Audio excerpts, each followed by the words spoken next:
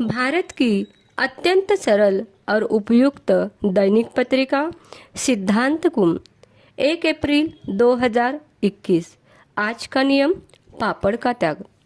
बुंदेलखंड केसरी उपसर्ग विजेता गणाचार्य 108 श्री सिद्धांत सागर जी गुरुदेव ने अपनी दैनिक प्रवचन माला में कहा, दीक्षा जीवन का आवश्यक अंग।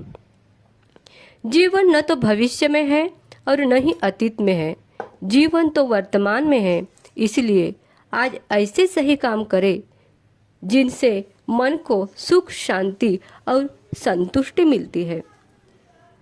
जैसे डॉक्टरी पास करने पर भी बड़े डॉक्टर के साथ रहना, देखना, सीखना जरूरी होता है और वकालत पास करने पर भी वकील के पास रहना, सीखना जरूरी होता है।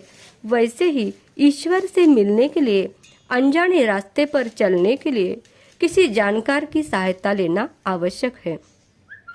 बाह्य वस्तुओं को तो आप आंख से भी देख सकते हैं, नाक से सूंघ भी सकते हैं और जीभ से चखकर जान भी सकते हैं, परंतु ईश्वर एक ऐसी वस्तु है, सत्य एक ऐसी वस्तु है जो इंद्रियों का विषय भी नहीं है, जो आपकी सभी इंद्रियों को संचालित करने वाला है।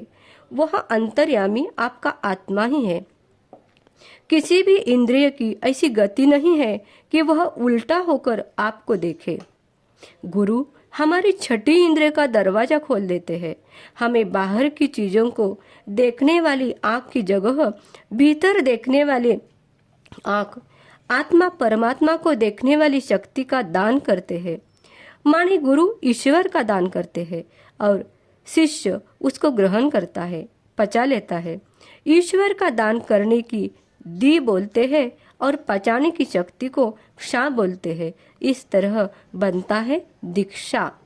दीक्षा माने देना और पचाना, गुरु का देना और शिष्य का पचाना। जिसका कोई गुरु नहीं है उसका कोई सच्चा हितैषी भी नहीं है। दीक्षा कई तरह से होती है, आंख से देखकर, संकल्प से, हाथ से छूकर और मंत्र दान करके। अब जैसी शिष्य की योग्यता होगी उसके अनुसार ही दीक्षा होगी। योग्यता का क्या है? शिष्य की योग्यता है श्रद्धा और गुरु की योग्यता है अनुग्रह। जैसे वर वधू का समागम होने से पुत्र उत्पन्न होता है, वैसे ही श्रद्धा और अनुग्रह का समागम होने से जीवन में एक विशेष प्रकार के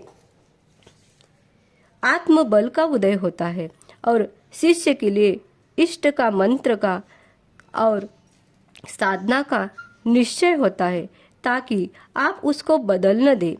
नहीं तो कभी किसी को कुछ सुनेंगे, कभी किसी से कुछ और करने का मन जाएगा।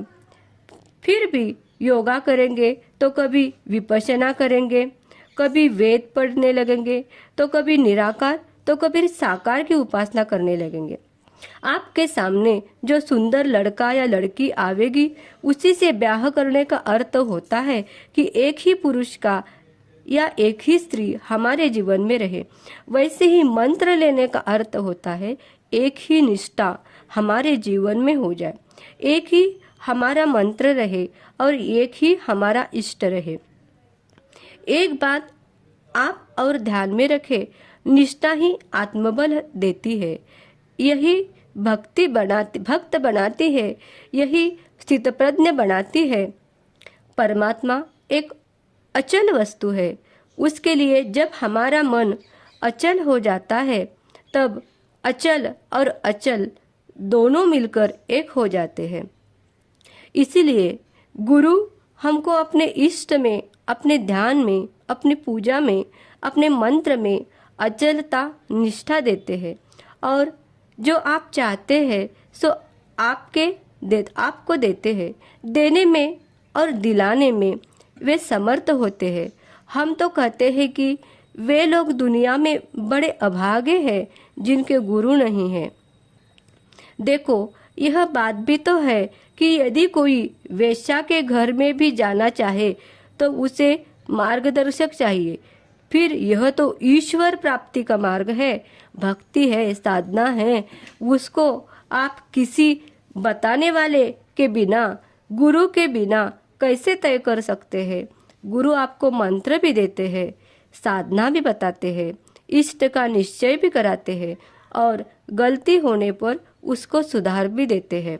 ईश्वर की प्राप्ति सबको हो सकती है, केवल आपको अभी तक पहचान करने वाला मिला नहीं है, इसी से आप ईश्वर को प्राप्त नहीं कर पाते हैं। अतः दीक्षा तो साधना का ही नहीं, जीवन का आवश्यक अंग है। दीक्षा के बिना तो जीवन पशु